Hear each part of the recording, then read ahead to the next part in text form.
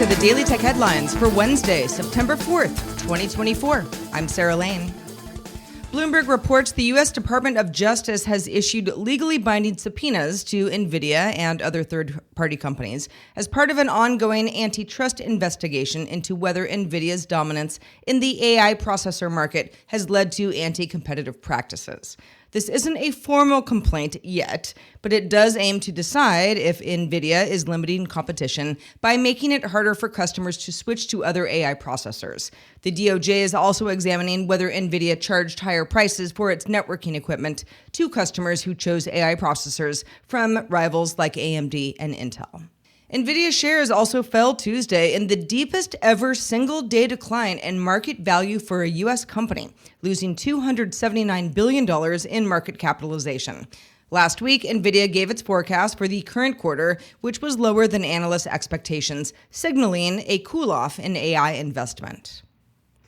Microsoft announced it will offer the Surface Pro 10 and Surface Pro Copilot Plus with 5G for business customers starting September 26th.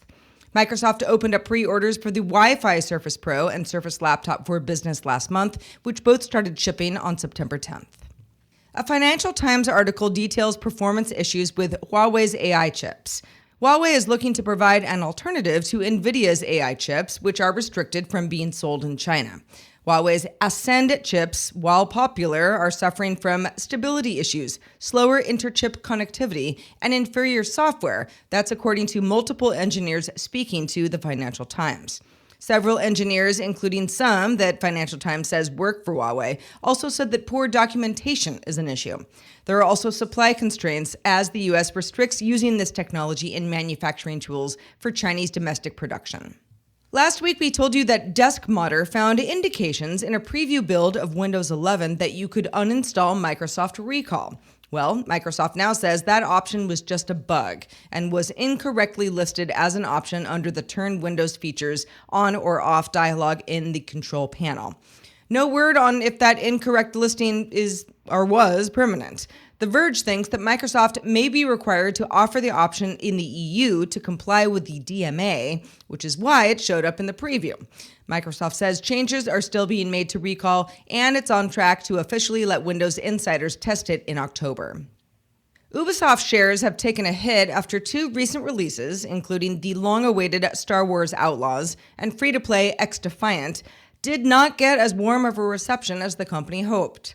Chief Financial Officer Frederic Duguay said in July the company expected Outlaws to boost net bookings in the July to September quarter after several years of game cancellations and delays. Ubisoft's Assassin's Creed Shadows is still scheduled for release on November 15th. Anthropic is joining the subscription train for its AI chatbot Claude.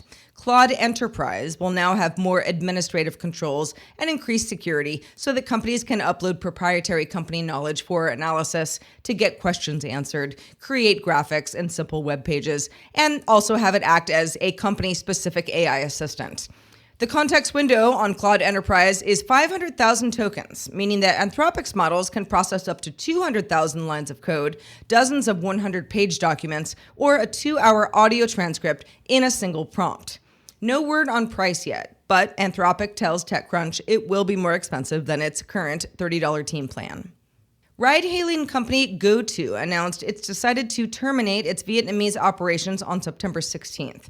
The company plans to focus on areas and geographies with higher sustainable growth potential.